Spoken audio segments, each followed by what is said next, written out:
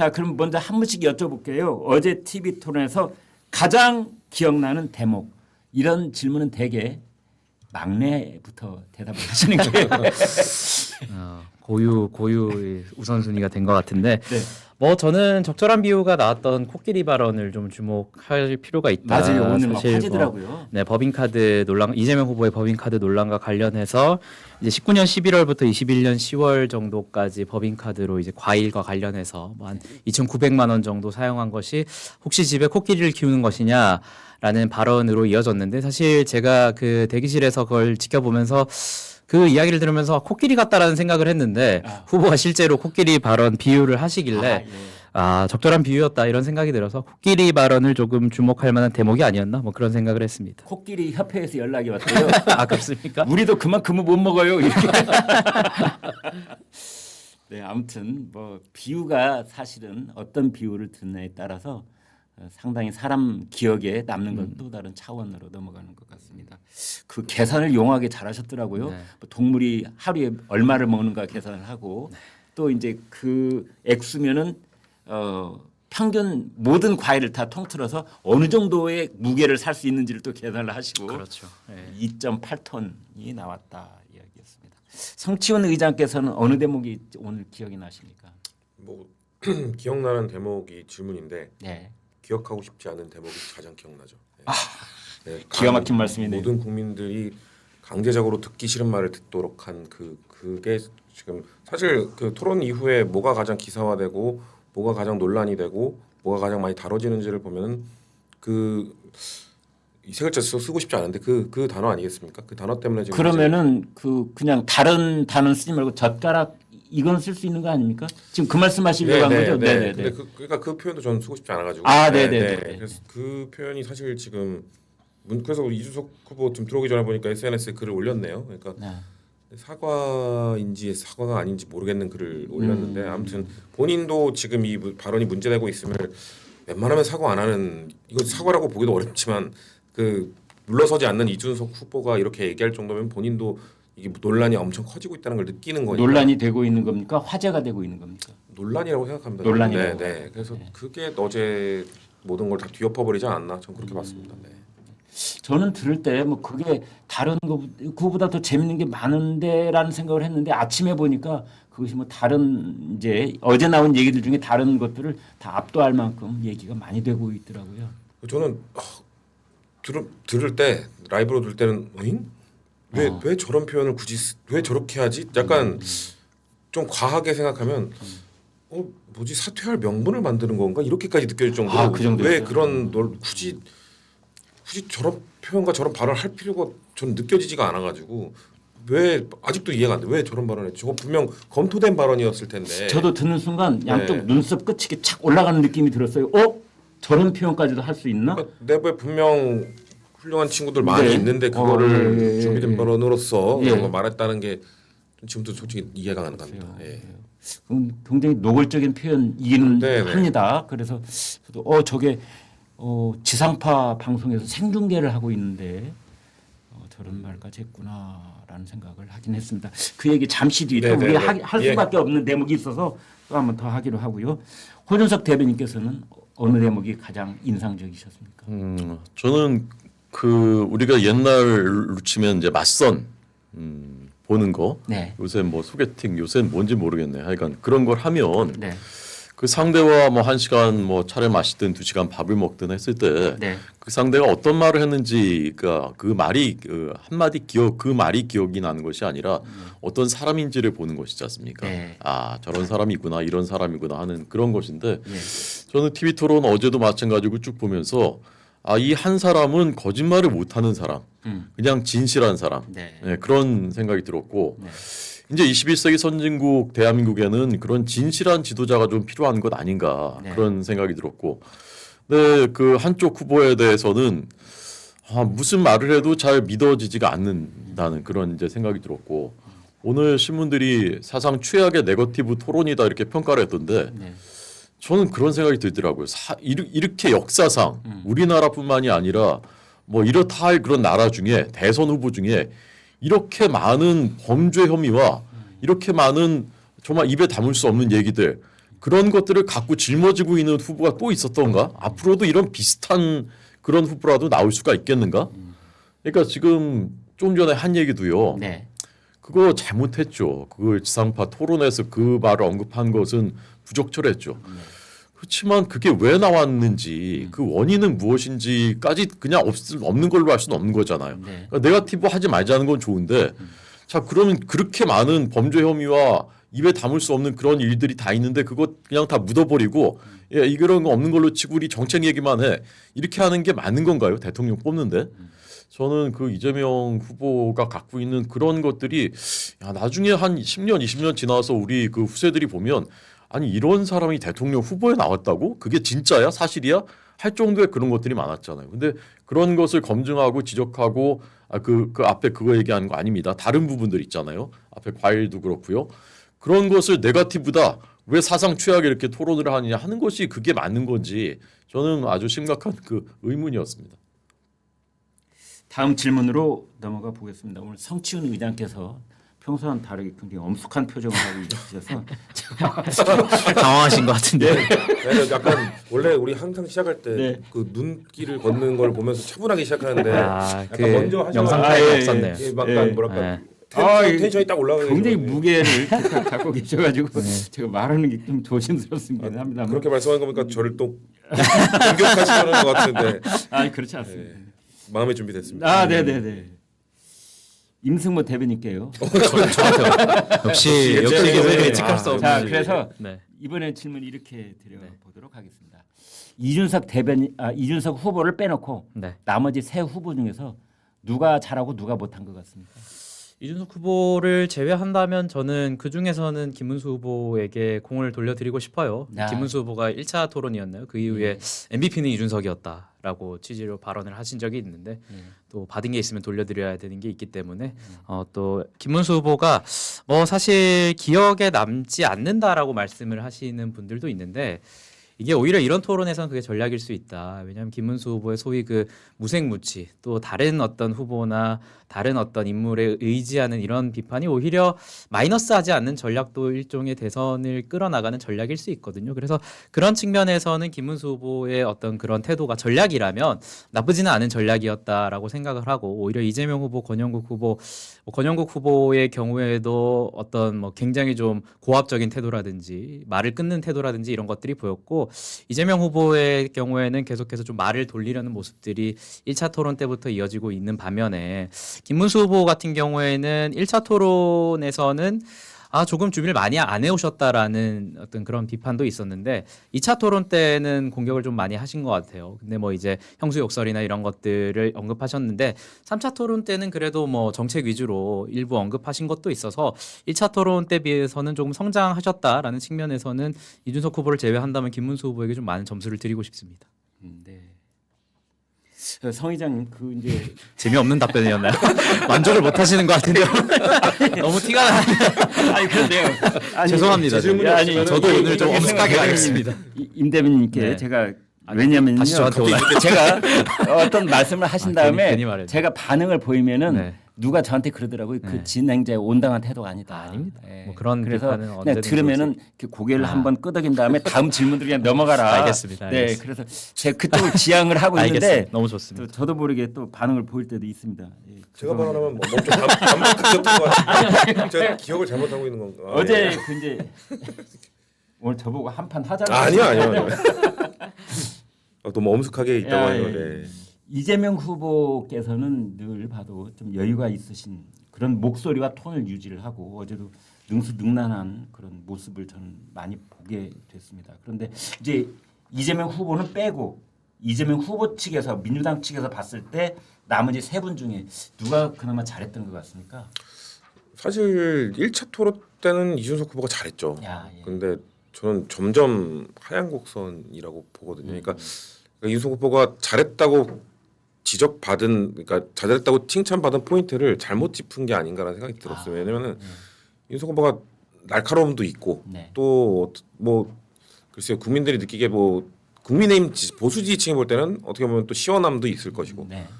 또 민주당 입장에서는 짜증나야 잘하는 거잖아요. 그러니까 짜증나게 잘했죠. 아. 1차 토론 때는 약간 그런 느낌이 있었는데 네. 2차, 3차로 가면서는 그런 날카로움보다는 좀 둔탁함이 좀 느껴졌고 좀 너무 공격을 내가 잘하니까 공격하니까 사람들이 좋아하는구나 여기에만 좀 쏠려가지고 비슷한 작전을 들여 너무 공격만 했던 것 같아요. 그러니까 저는 2차, 3차, 3번의 토론이 있으면 3번을 좀 다른 흐름으로 가져가야 된다고 생각하는데 이준석 후보는 시종일관 공격, 시종일관이 어떻게 보면 뭐 검증이라고 할 수도 있고 네거티브로 할 수도 있는 그쪽으로 가다 보니까 본인의 이미지, 그러니까 이준석 후보도 장단이 확실한 캐릭터가 확실한 정치인이잖아요. 그러니까 단점도 분명히 있는 거 단점을 좀 보완하는 토론도 전략을 펼쳤어야 되는데 너무 장점만 부각하다 보니까 단점도 같이 부각되는 느낌이었어서 그러니까 단점이 약간 그 국민의힘 내부 토론에서 그 한동훈 전 대표가 보였던 그런 애티튜드 문제라고 할까요? 그런 느낌. 본인은 틀리지 않아. 본인은 늘 옳아. 약간 이런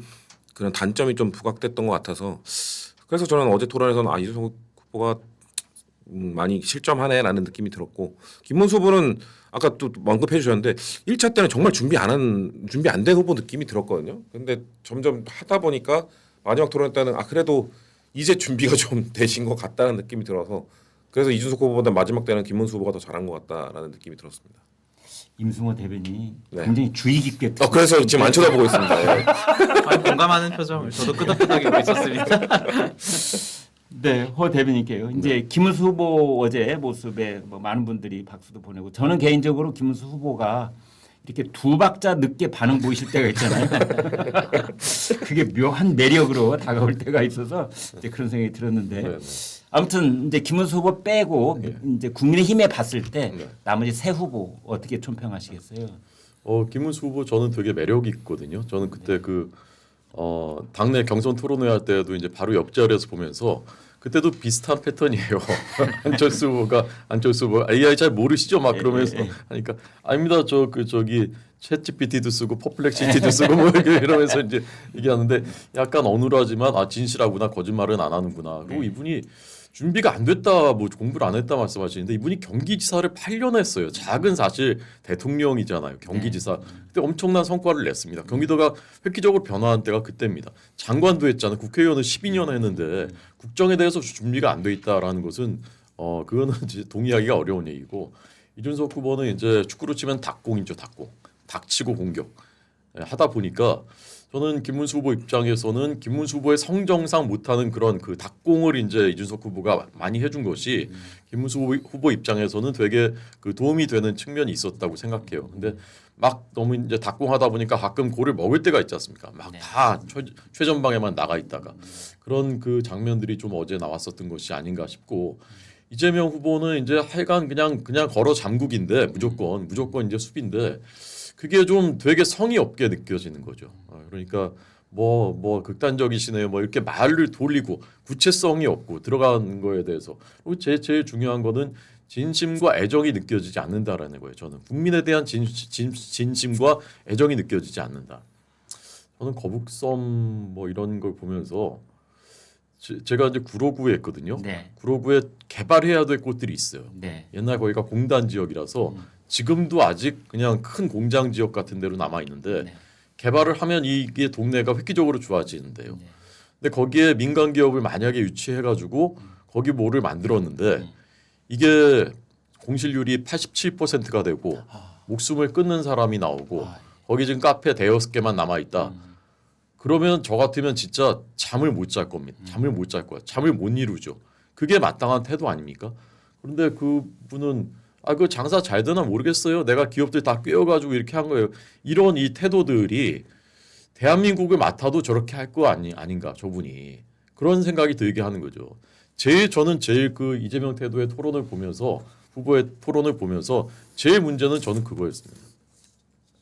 이른바 호텔 경제학에 대해서 이준석 후보가 그것이 독일 공산당 기관지에서 그 뭐 책임 맡았던 분이 했던 말을 하고 있는 것 아니냐. 이제 이렇게 이야기를 하더군요. 거기에 대해서 이재명 후보는 뭐라고 그랬죠? 종북몰이 하지 마라. 뭐 또 거기서 북한이 왜 나오는지는 잘 모르겠습니다만 종북몰이 하지 마라. 또 이렇게 또 대응을 하셨어요. 어떻게 보십니까? 그러니까 호텔 경제학이라는 것에 대해서 이재명 후보가 지속적으로 인정을 하지 않고 이것을 결국에는 다른 후보들뿐만 아니라 국민들과 기싸움을 하려는 전장으로 확전시켜서 이런 논란으로 계속 이어지고 있는 것 같아요. 사실 2차 토론에서 호텔 경제학에 대해서 먼저 꺼내든 게 이재명 후보거든요. 뭐 반맥티언이 루카스 차이젠이 얘기를 하면서 그런데 그런 인물들을 백과사전식으로 나열하다가 이준석 후보가 2차 토론에서 그걸 알았습니다. 결국에는 그걸 알고 이제 그건 호텔 경제학과 관련이 없다. 그것에 대해서는 그 호텔을 예약하고 취소하고 이런 얘기가 아니지 않냐라고 답을 하니까 좀 당황을 하신 것 같아요. 그래서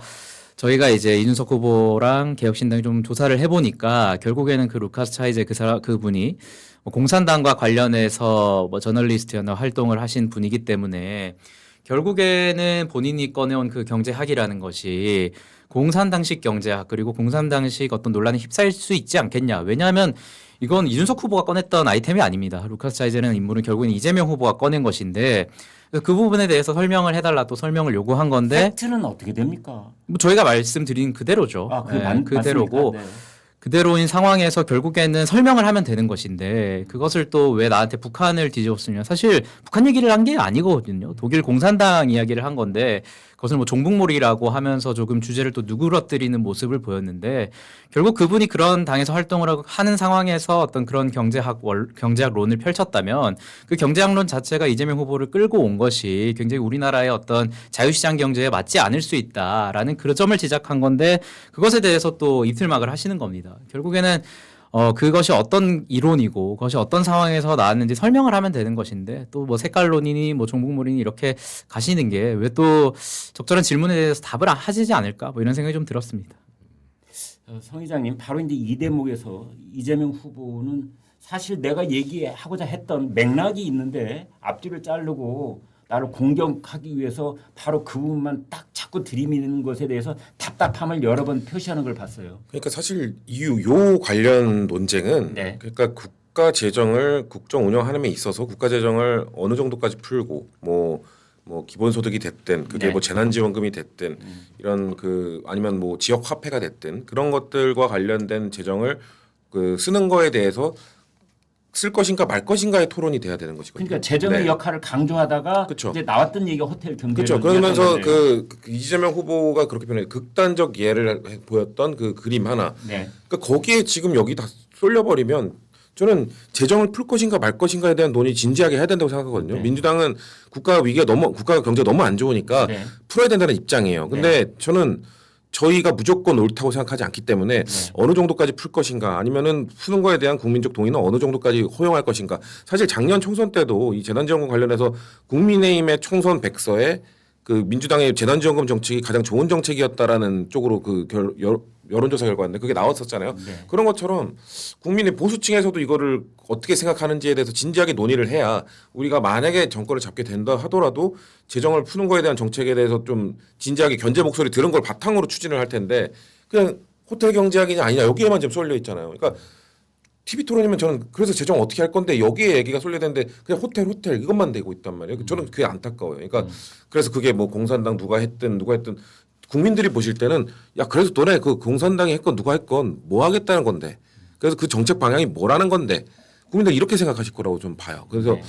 너무 본질을 벗어난 논의를 하는 게 이재명 후보 입장에서 좀 답답하지 않았을까. 그래서 저 맥락을 좀 이해해서 맥락을 봐달라. 그러면은 그 우리가 논의해야 되는 거는 재정을 푸는 거 맞는 이쪽에 집중해달라고 한 건데 계속해서 그래서 그거 그 공산당이 했던 거 아닙니까라는 식으로 논의를 이끌어가 버리면 본질에서 벗어나는 논의만 계속될 수밖에 없다라고 좀 봅니다. 달을 가리켰는데 손가락 끝을 가지고 자꾸 논쟁을 하고 있는 것에 네. 대한 얘기라고는 할까.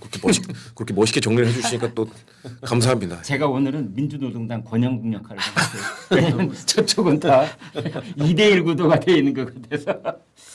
아니 근데 뭐 짧게만 첨언을 드리면 예. 그 결국에는 맞는 말씀이에요. 재정에 대한 논의 충분히 해야 되고 대선 후보 토론회에서 나와야 되는데 네. 그 논의로 계속 파고 들어가는 게 이재명 후보예요. 왜냐하면 방금도 말씀드렸지만 성찬 위원장처럼 말씀하시면 됩니다. 2차 예. 토론 때 그렇게 말씀하시면 또 다른 주제로 전환이 돼서 이준석 후보 그리고 김문수 후보의 어떤 재정에 대한 이론이 나왔을 텐데 반메티어와 루카스 차이제를 들고 온 본인이에요. 본인이 들고 와서 호텔 경제학 류를 얘기했다. 그 사람들이. 그래서 일종의 그 사람들의 권위에 의존해서 그것을 합리화하려고 했단 말이에요. 본인이 표현한 대로 이준석 후보가 네. 워낙 잘난 척하니까 네. 그것이 꼴 보기 싫어서 그럼 이준석 후보가 모르는 거 들고 왔어야죠. 아는 거 들고 왔잖아요. 또 그러니까 백과사전식의 그런 질문을 하는 거 뭐 저번 토론 대선 토론에서도 대선 토론이었나요? 아리백 이런 거 묻는 거 네. 사실 이재명 후보의 어떤 그 주요 전략인 것 같은데 이준석 그때 후보에게는 아리백 때문에 윤석열 후보가 상당히 당황했었어요. 그렇죠. 뭐 네. 그거를 또 노리고 가져오신 건지는 모르겠는데 네. 어쨌든 재정에 대한 논의를 끌고 갔으면 됐는데 또 그 호텔 본인이 표현한 대로 극단적 예시에 대해서 합리화하려고 했던 것은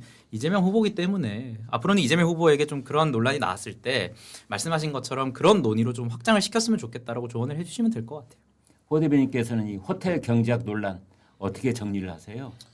우선 그 저기 총선백서 제가 이제 특위 위원이었는데 네. 총선백서에 현금 푸는 거가 좋은 정책이다라고 쓰지 않았을 그럴 리가 없죠. 네.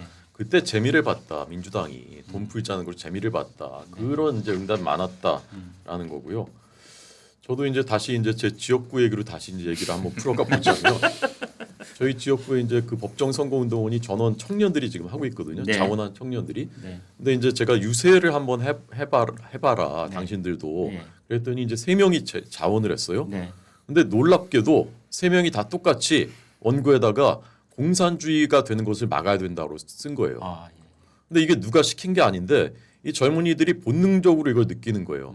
근데 저는 이제 그거는 빼라고 그랬어요 원고에서. 이게 어쨌건 이제 공산주의 이렇게 얘기하면은 그 거부감이 있고 뭐 반격이 들어올 수 있기 때문에 공식 자리에서는 빼자라고 제가 뺐는데 본인들이 다 그렇게 느끼는 거예요. 그러니까 우리 청년들 미래 세대들이 야 이거 이렇게 가면 우리 공산주의 되는 거네 이런 생각을 위기감을 굉장히 느끼고 있다라는 얘기. 이재명 후보는 아주대에 가서 학식인가 그 아주대 학생들하고 얘기를 하는 과정 속에서 요즘 일부 20대들이 생각이 극우 세력에 의해서 오염돼 있다 이렇게 말씀하셨더라고요. 본인이 이제 제가 보는 견지에서는 본인이 극좌니까 가운데 있는 사람들이 극우다라고 생각하는 거죠. 네. 종북몰이 자꾸 입만 열면 종북몰이 저렇게 해서 상대 입을 틀어 막으려고 하는데 자 보십시오. 작년 초에 우리 선대 수령 김일성, 김정일 그분들의 노력이 폄훼되지 않도록 해야 된다라는 말을 했고 경기 동부 연합과 깊은 관계를 성남시장부터 갖고 있었던 사실이 다 밝혀져 있고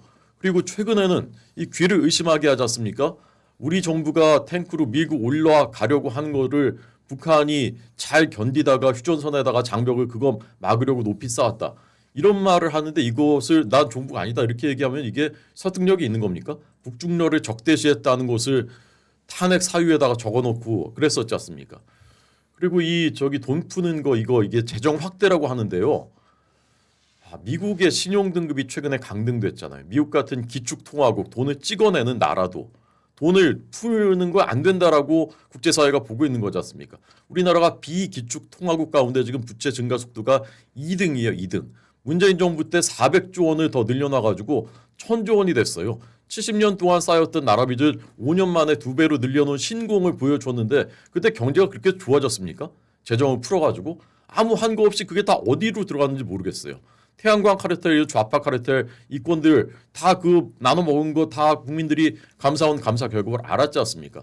그런데 지금도 여전히 그냥 돈 풀자는 거예요. 오늘 공약집에 또 지역화폐 찍고 지역화폐 찍을 때 중앙정부가 반드시 도와줘야 된다라는 게 공식 정책으로 또 들어가 있습니다. 그렇게 되면 우리나라가 이제 어떻게 되는 겁니까? 5년 동안에 그렇게 해놨는데 또 5년을 또 그렇게 한다. 그럼 이제 국가 경제 거의 파탄으로 저는 간다고. 그러니까 그 우리 청년들이 공산주의로 가는 거 막아야 된다라고 하는 것이지 않습니까? 이상입니다. 정견 발표 느낌. 예. 그러나 만약 집권을 하게 된다면 네. 조금 더 신중해지지 않을까 이런 생각은 해보고. 어떤 근거로 이렇게 낙관적인 예측을 하시는 거죠? 급하게 마무리하시는 예, 거. 지금 저희가 할 수 있는 게 낙관밖에 더 있겠습니까? 자, 두 번째 얘기로 넘어가 보도록 하겠습니다. 예, 아까 이제 저기 성치훈 의장께서 말을 좀 우리 유튜브 방송이라 좀 가려하자. 그래서 저 동의합니다.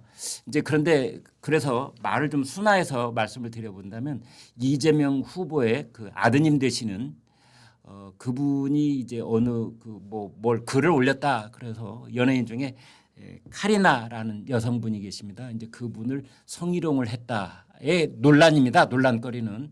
그래서 그것이 뭐 사정당국이 나중에 뭐 일부 조사를 하기도 하고 뭐 지난 이게 몇 년 전 얘기입니다. 사실은 이제 그런데 그것을 어제 그 이준석 후보가 이제 TV 토론 과정에서 그 여성 이야기를 이제 좀 그 생경한 그 단어를 쓰면서 그 이야기를 꺼냈기 때문에 이제 많은 시청자들도 갑자기 이렇게 비스함에 누워서 보시던 분들도 갑자기 이렇게 벌떡 일어나시는 이제 이런 효과는 거두게 됐는데 그래서 자, 그 이야기를 저희가 안 할 수가 없습니다.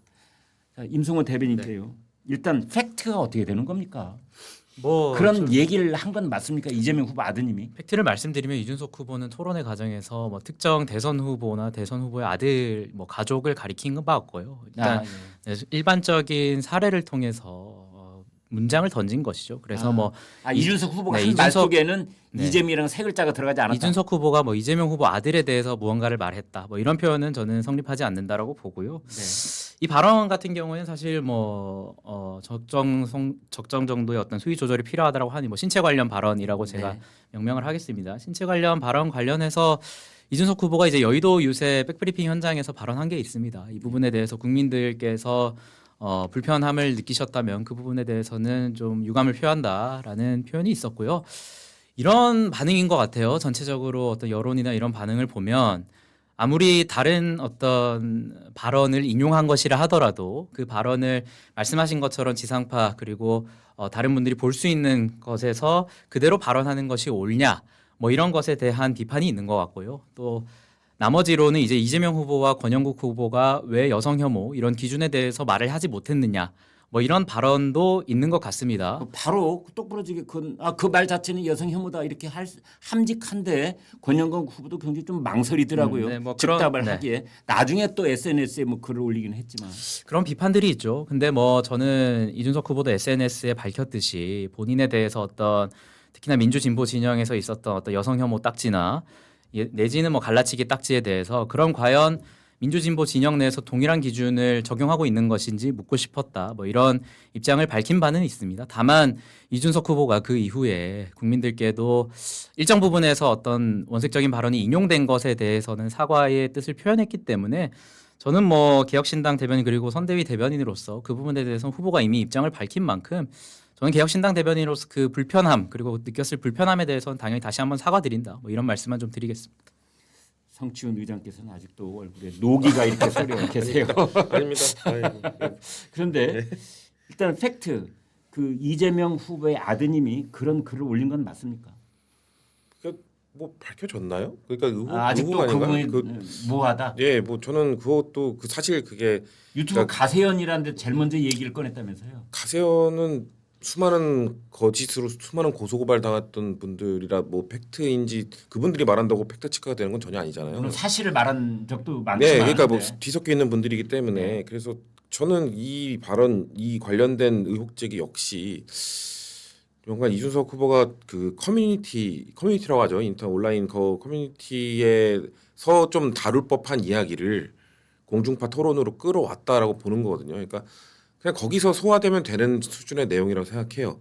그냥 뭐 커뮤니티에서 그런 얘기가 오가는 것 자체를 뭐 억압할 수는 막을 수는 없으니까. 근데 그거를 왜 전 그래서 그러니까 아까 저 처음에 말했지만 임성호 대변인도 물어보고 싶은 게 왜 말했는지를 아직도 모르겠어요. 이거를 굳이 뭘 문제 제기를 하고 싶었는지를 모르겠는 거예요. 그러니까 거기에 뭐 특정인을 거명한 적 없다고 한다면 뭐 여성 혐오와 관련된 그런 잣대 충분히 다른 방식으로 그 얘기를 할 수 있거든요. 제가 느끼기에는 네. 이준석 후보가 네. 과거 선거에서도 그 어떤 젠더 논쟁에 잘못 본인이 휘말리면은 이제 그것으로부터 벗어날 때 굉장히 많이 애를 쓰게 되잖아요. 네네. 이제 그래서 이번 걸 이제 가지고 그 가령 20대 남성만 이준석 후보에게 열광하는 게 아니라 20대, 20, 30대 여성들을 위해서도 나는 TV 토론 과정에서도 이런 얘기를 할 수 있어. 뭐 이런 걸 보여주려고 했던 거 아닐까요? 그러니까 그런 의도 좋은 뭐 괜찮은 의도가 있었다면은 충분히 다른 방식으로도 할 수 있지 않을까? 물론 지금 여성들에게 그게 예, 역효과인지는 뭐 지금 아직 모르겠어요. 뭐 그렇죠. 단정지어서 뭐 이걸 또 이런 여파가 있었다고 네. 할 수는 없습니다만 네. 일단 봤을 때 안 좋잖아요. 이거 만약에 제가 그 사전 검토라는 TV 토론 팀이 있었으면은 이 발언은 분명 그렇게 우리가 의도한 바로 흘러갈 것 같지 않다라는 판단을 좀 내릴 것 같거든요.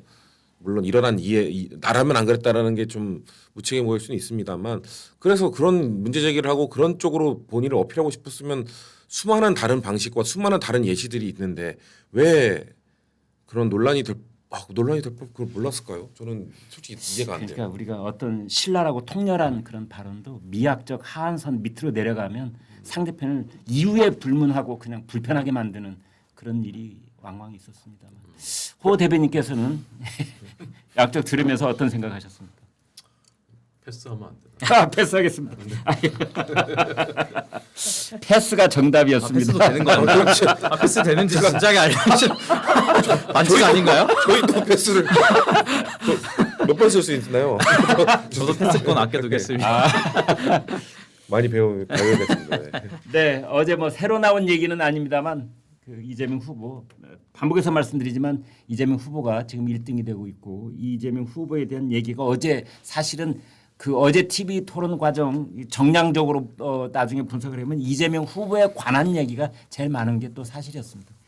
세 번째는 법카 유용 혐의와 이른바 코끼리 집에 키우냐 어떻게 그 수많은 과일이 한 집으로 다 들어갈 수 있느냐 이 논란이었어요. 이건 패스하신 분부터 여쭤보겠습니다. 저는 이렇게 기준이 잣대가 예. 이렇게 많이 다를 수 있을까 우리 국민들이 예. 그런 생각이 들더라고요. 예. 만약에 김문수 후보가 이런 일이 있었다면 요거의 절반의 절반만한 일이라도 있었다면 김문수 지사의 그 후보의 부인이 이런 그 법카로 지금 재판 2심까지 재판 지금 유죄를 받았다면 과연 후보직이나 유지할 수 있었을까? 그냥 만신창이 난도질 되지 않았을까? 근데 그 이재명 후보에 대해서는 이게 너무 오래돼서 그런지 아니면 너무 많아서 그런지 좀 무감각해지셨다. 되게 너무 관대한 거잖아 이게 이렇게 그 과일이 다 이제 그 수사 내용으로 밝혀진 거지 않습니까? 2주에 한 번씩 격주로 공관 말고 별도로 자택에도 30만 원어치씩 과일이 배달됐다는 거예요. 총액이 수천만 원. 이제 이재명 그 후보는 옛날에 집에 냉장고에다 과일 가득 채워놓고 먹는 게 꿈이었다 이제 그렇게 말씀하셨던 것이고, 근데 이런 일이 벌어져 경기도 법인카드로 이렇게 벌어졌고 총액이 억대에 이르는데 이런 걸 가지고서도 대통령 후보로 나올 수 있구나라는 뉴 노멀이 생겨버린 거지 않습니까? 어떻게 이런 일이 가능할까? 근데 이런 일을 지적하면은 네거티브다 이렇게 하고 뭐 주가 조작이 아니라 증거 조작이다. 뭐 검찰이 그래서 무조건 그걸 이제 기소를 한 것이다. 어제도 그런 말씀을 이재명 후보는 여러 번 하시더라고요. 근데 여러 건의 재판들 중에 지금 대장동 마찬가지고 그다음에 그 법인카드도 마찬가지고 그다음에 그 불법 대북 송금도 마찬가지고 다 핵심 관련자들이 이미 유죄 판결을 받았지 않습니까? 대법원 확정 판결 받은 사람도 있고 2심까지 다 유죄 판결 받은 사람도 있고 또 김혜경 여사 역시 부인 법인카드 2심까지 유죄 판결 받았는데 그게 다 증거도 없이 조작해서 기소한 거다? 그거 어떻게 이해할 수가 있습니까? 네, 뭐 새로운 얘기가 아니고 낡은 이야기이기 때문에 여기까지 하고 다음 주제로 넘어가. 만족을 못하십니다. 전체적으로 만족을 못하겠어요. 아니 왜냐하면 그 과일 샀다는 얘기는 조명현 씨의 증언과 조명현 씨가 쓴 책에 의해서 아주 디테일한 부분들이 나와 있고 또 이제 그러한 것들이 앞으로 재판이 진행이 되면 또 어떻게 결론이 날지 모르기 때문에 재판이 이제 없을 수 있죠. 없어질 수 있죠. 하긴 뭐 그런 네. 얘기까지 있습니다. 그다음 네 번째로는 국회 해산권에 관한 임승호 대변인님 네. 그 이제 권영국 네. 후보가 묻기 시작해서 이제 이준석 후보가 대답하는 과정 속에 국회 해산권을 물었어요. 이게 바로 독재를 하겠다는 뜻 아니냐 이제 이렇게 묻자 아니 의원 내각제에서는 의회 해산권이 있다 뭐 이렇게 얘기를 하자 또 이제 그걸 놓고 대통령제하고는 다르지 않느냐 이렇게 논박이 오갔습니다. 어떻게 들으셨습니까? 그러니까 정치제도에 대한 이해가 조금 부족하신 게 아닌가. 마치 대통령제에 대해서 국회 해산권이 도입되면 해산권을 발동한 다음에 뭐 계엄을 하면 어떡하냐 뭐 이런 식의 공격인 것 같은데 사실 프랑스의 경우에도 프랑스는 이원 집정부제라고는 하지만 사실상 지금 대통령제처럼 운영되고 있습니다. 총리는 보좌 정도의 역할을 하고 있는 것으로 분석되고 있고 프랑스의 경우에도 지금 의회 해산권, 국회 해산권이 헌법에 명문화되어 있습니다. 그러면 우리가 프랑스를 독재 국가라고 말을 하나요? 이런 측면에서 봤을 때 국회 해산권이 이준석 후보가 토론회에서 말한 것처럼 군대를 끌고 가서 뭐 국회에 물리적으로 해산시킨다 이런 개념이 아닙니다. 국회를 해산시키면 반드시 선거가 이루어져야 되는 거예요. 그런데 권영국 후보는 국회 해산이 이루어지는데 뭐 계엄이나 이런 독재적인 행위가 일어나면 어떡하냐, 예전처럼 독재하자는 거냐라고 말을 하는 건데 결국에는 국회 해산이 이루어지면 선거가 이루어져야 됩니다. 만약에 대통령이 그런 선거를 하지 않고 계엄이나 또 국가 위기 사태를 발생시키면 그 자체로 위헌 사유가 돼버리는 겁니다. 그래서 또 탄핵 헌법재판소의 파면이나 탄핵 결정이 있는 거고요. 그래서 그런 극단적인 상황을 가정해가지고 국회 해산권을 마치 대통령이 휘두를 수 있는 어떤 무소불위의 무기처럼 표현하는 것은 이미 그런 것이 존재하는 국가에 대한 예의도 아니고요. 정치 제도에 대한 이해가 조금 부족하셨던 발언이 아닌가 이렇게 생각합니다. 권영국 후보가 이준석 후보한테 이 세계 어느 나라에서 국회를 대통령이 해산합니까? 그런 제도가 있습니까? 하는데 바로 즉답을 안 하시더라고요. 그런데 저는 그 프랑스의 주재를 하면서 그 대통령이 국회 해산한 걸 직접 제가 봤습니다. 네. 증인이 직접 계셨네요. 보고 네, 기사도 쓰고 뭐 제가 보도도 하고 군뱅이 앞에서 주름을 아니 그게 아니고요. 그리고 이제 이준석 후보가 그 대답을 하더군요. 국회를 해산한다고 그래서 국회를 없애는 게 아니고 그렇죠. 재총선을 치르는 거다. 이제 그래서 더 잘 아실 것 같습니다. 네, 그래서 예. 다시 한번 총선을 치러서 그래도 대통령이 속한 정당이 신임을 받지 못하면 대통령이 하야를 결심해야 되는 뭐 이런 상황이 전개됐던 것이 그래서 대통령제 국가에서 가장 큰 약점으로 꼽힐 수 있는 여소야대 현상에 대해서 대통령이 한 번 국민의 신임을 걸고 국회를 재구성할 수 있는 그것이 국회 해산권이었습니다. 근데 우리는 87년 개헌 때 이게 없어졌죠. 이제 그것은 그 전에 있었던 제왕적 대통령제의 약점을 보완하려는 그때 헌법을 고쳤던 분들의 그 아마 숭고한 뜻이 있으셨을 겁니다. 그런데 오늘날 이런 사태가 벌어지리라고는 87년에 헌법을 고쳤던 분들이 꿈에도 상상치 못했을 겁니다. 그래서 지금 대통령이 의회를 견제할 수 있는 수단으로서 거부권, 뭐 위원정당 해산 심판권 뭐 등등 있지만 그것만으로는 부족할 때 그런 거 어떻게 할 것인가? 엔 대답으로 상당히 많은 분들이 의회 해산권을 예전처럼은 아니더라고 하더라도 뭔가 좀 보완하는 조치로서 있어야 되는 것 아니냐 뭐 이런 얘기가 있었습니다. 큰 재미가 없기 때문에 오늘 뭐 만족할 만한 카드가 안 나오시는 것 같은데. 근데 이재명 대표 같은 그런 정치인 지도자가 있으면요. 네. 어떤 제도로 해도 상관이 없어요. 사실 87년 헌법 바꾼 다음에 네. 지금까지 2020년 될 때까지 여소야대였어도 그래도 최소한의 균형과 상식이 유지됐잖아요. 네. 근데 제도가 잘못된 게 아닙니다. 사람이 잘못된 거예요. 사람이. 네. 근데 이 사람이 있기 때문에 지금 헌법까지도 바꿀 수 있고 그다음에 법도 다 바꿔가지고 본인한테 불리한 거 다 바꾸겠다고 하지 않습니까? 이렇게 하면요, 뭐 국회 해산권이고 뭐고 해도 도리가 없는 거고요. 오히려 이거 악용해가지고 국회 해산 그런 그 진짜 제왕 총통이 나오지 않겠습니까? 저도 제도는 문제가 아니라는 거에 동의하는데 그 누가 그건 잘못된 전 윤석열 전 대통령이 잘못된 사람이라 생각합니다. 그러니까 여소야대 상황에서 역대 대통령들이 다 어떻게든 국회와 협치를 통해서 뭐 그 노무현 대통령 같은 경우는 연정까지 제한할 정도로 그 정도의 해법을 찾기 위한 노력들을 한 건데 윤석열 전 대통령은 그런 거에 대한 고민이 정말 1도 없이 그냥 야권과 싸우기만 하고 그래서 사실 헌법재판소가 판결을 내릴 때 아무리 뭐 민주당의 잘못이 있다 하더라도 그런 선택을 하면 안 됐다라고 그 명명한 거 아니겠습니까? 그렇기 때문에 저는 역시나 제도 탓이 아니다. 윤석열 전 대통령이라는 희대 대통령이 있었기 때문에 이런 문제가 발생했다고 저는 생각합니다. 네, 그러니까 최대 책임자는 이제 그분이고 그 다음 책임자는 또 이분이기 때문에 같이 이제 그 퇴장을 해야 된다는 거죠. 그분은 윤석열 전 대통령, 이분은 이재명 민주당 대선 후보였습니다. 다섯 번째로 저희가 적어놓은 것은 핵무장, 정말 핵무장 하자는 주장을 할 거냐. 아니다, 전술핵 배치를 얘기하는 것이다. 그리고 일본 수준의 핵 재처리를 얘기하는 것이다라는 얘기가 어제 오갔습니다. 다음 주제는 이제 이재명 후보가 예전에 얘기했던 사드가 미국 방어용이다라고 했던 발언에 대해서 다른 후보가 아직도 그렇게 생각하느냐 이렇게 재우쳐 묻는 그런 대목이 있었는데 거기에 대해서 이재명 후보가 뭐 뚜렷하게 반박한 내용은 없었습니다.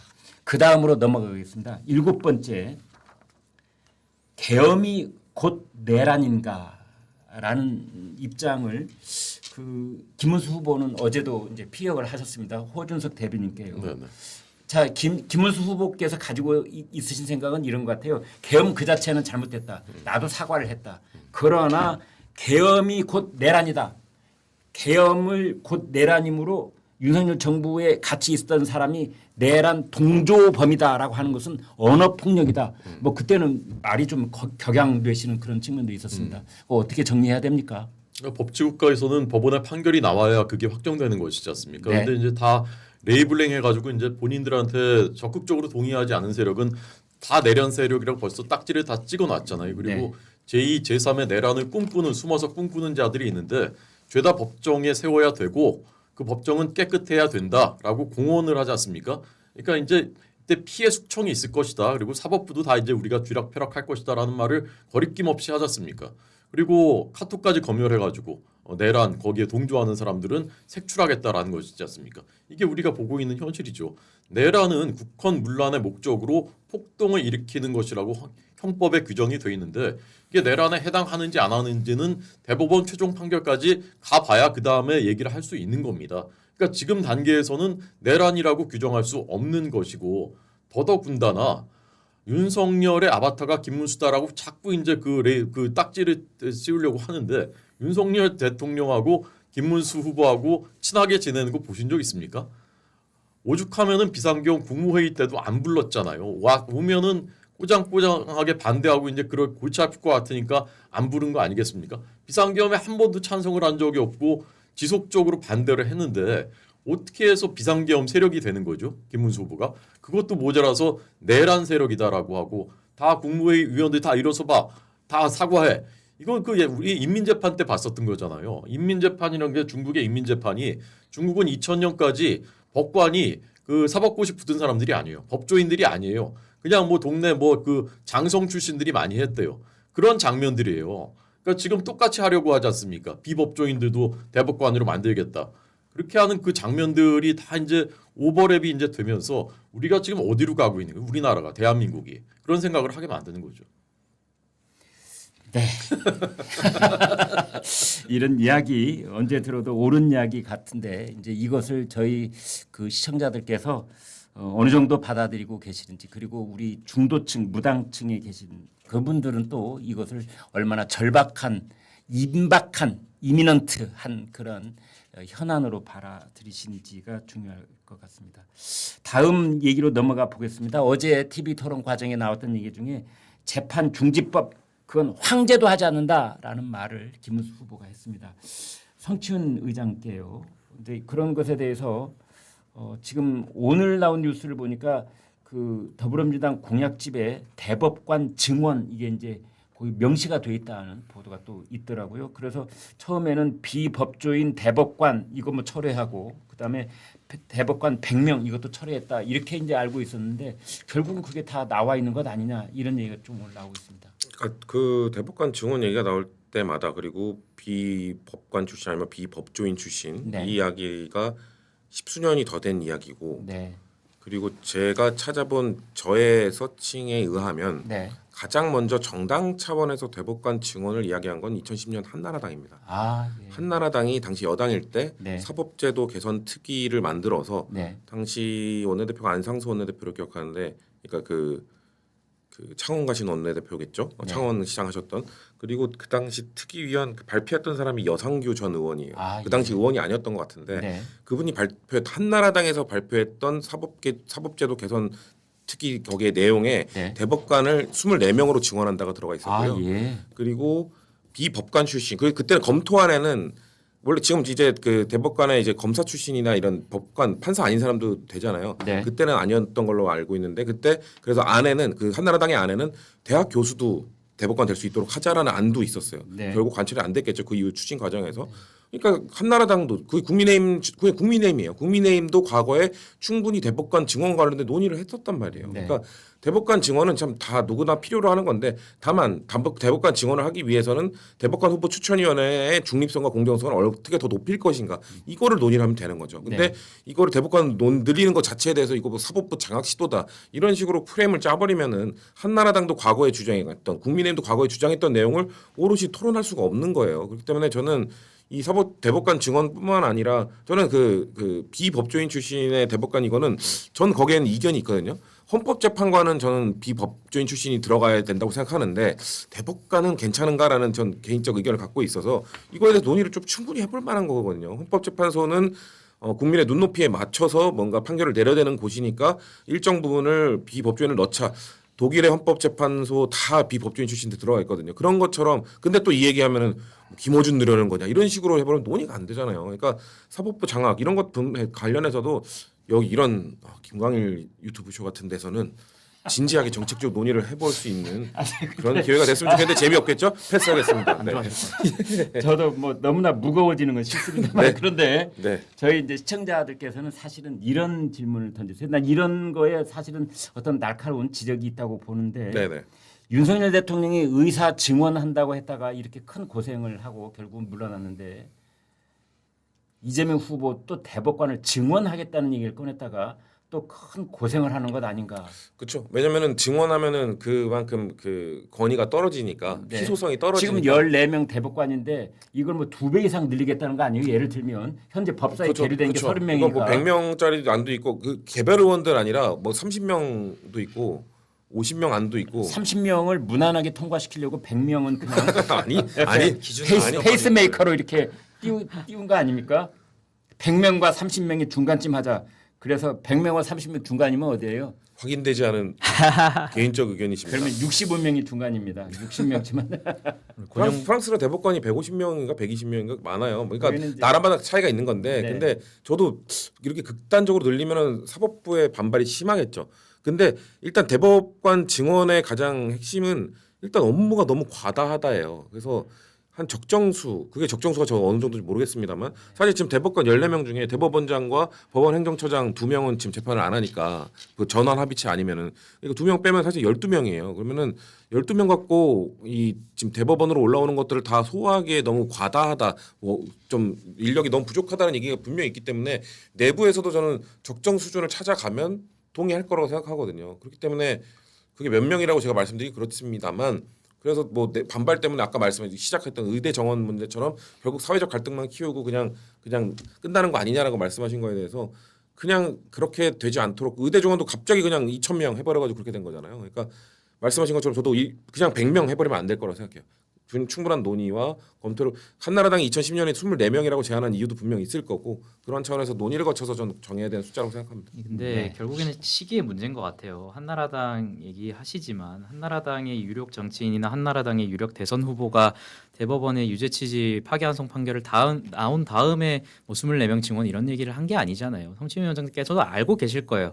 성추민 위원장님 말씀하신 거 다 옳은 말씀이고 무슨 얘기인지 논의할 수 있다고 생각합니다. 다만 그게 평시라면요. 근데 우리 국민들 모두 알고 있다시피 대법원 취지 유죄 취지의 파기환송 판결이 나온 상황에서 갑자기 사법부의 대법관의 어떤 그런 업무 과중을 걱정하면서 100명, 30명, 50명 얘기를 꺼내는 것이 무엇을 의미하는지는 너무 잘 알고 있지 않겠습니까? 그리고 또 뭐 교수에 대해서 이렇게 대법관 자격을 주는 거 뭐 그거에 대해서는 얘기할 수 있다고 보는데 지금 논의되고 있는 건 결국에는 교수들뿐만 아니라 뭐 전문적인 그리고 경력이 풍부한 사람들 뭐 이런 취지의 어떤 법안을 개정하기로 해가지고 결국에는 사실상 모든 사람이 대상이 되게 하는 거잖아요. 그래서 성추민 위원장님 하신 말씀은 평시에 하셔야 되는 말씀이고 왜냐 그 190석에 가까운 거대 입법 권력을 가질 동안에는 사법부의 어떤 그런 노고에 대해서 생각하지 않으시다가 마침 이재명 후보의 그 파기환송 판결이 나오니까 갑자기 대법관들의 그 노고에 대해서 걱정을 하시게 되셨는지 그 지점에 대해서는 국민들이 참 다 알고 계실 거라고 생각합니다. 시기상 적절치 않다는 저 지적은 어떻게 보십니까? 뭐 예상된 공격이고 방어해 주시죠. 그러니까 분명 그런 의구심을 가질 수 있죠. 네. 그래서 아까 전 그러면은 그런 본인을 유리하게 끌고 가기 위한 그거라면은 아까 말한 대법관 후보 추천위원회 공정성을 중립성을 어떻게 더 강화할 것인가. 사실 이 얘기가 그 요번에 그 이재명 대표 그 항소 그 대법원 그 10대 2 그거 나왔을 때 그때 민주당에서 윤석열 정부 때 임명한 이 대법관들은 다 똑같이 판결했다라고 공격을 하자 국민의힘 측에서 방어 논리로 얘기했던 게 대법관 후보 추천위원회에서 추천한 사람들이다.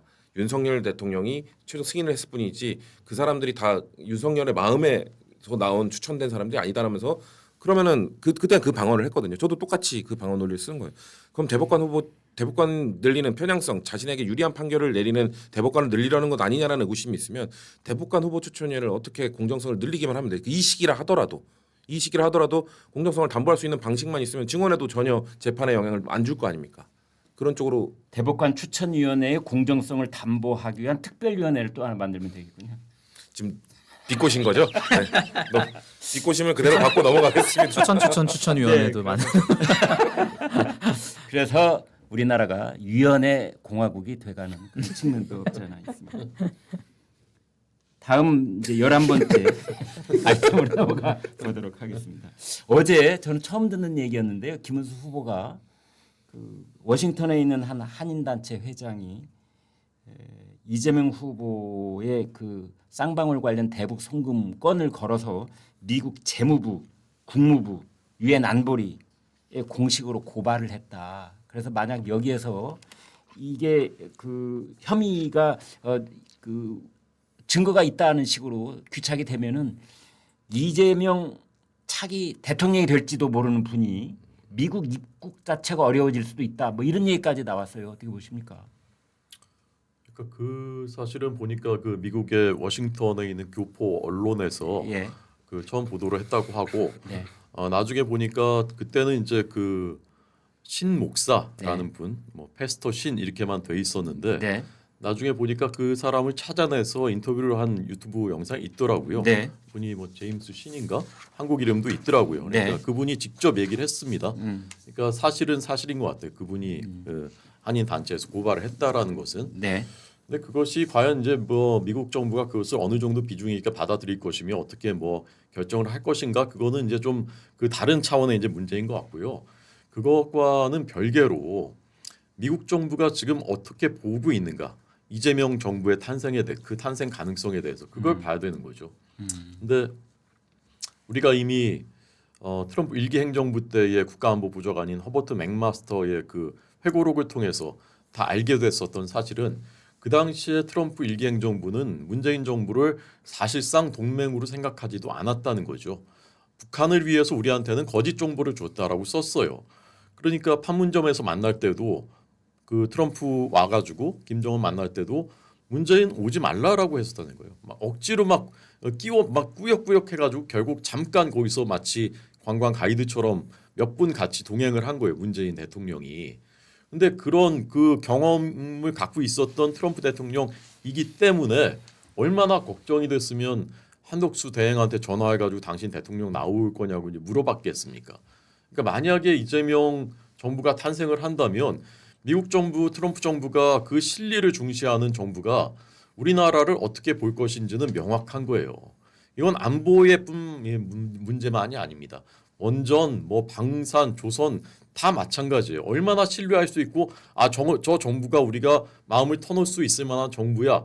그것이 산업에 직접적인 영향 미치는 것은 자명한 일 아니겠습니까? 미국 트럼프 행정부가 엊그저께 트럼프 대통령이 원전을 2050년까지는 400기를 가동하겠다. 5년 뒤인 2030년까지는 10기를 추가로 착공을 하겠다라고 밝혔습니다.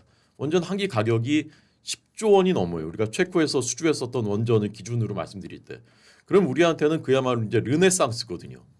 한국이 최대 수혜국이 될 것이다. 블룸버그 통신이 보도했는데 이런 것들이 사실 이제 다 걷어차는 이재명 대표는 후보는 신재생 에너지라잖아요. 또 AI 시대 열겠다라고 하면서 전력을 어떻게 공급할지에 대해서는 얘기하지 않고 원전 얘기는 애써 피해요.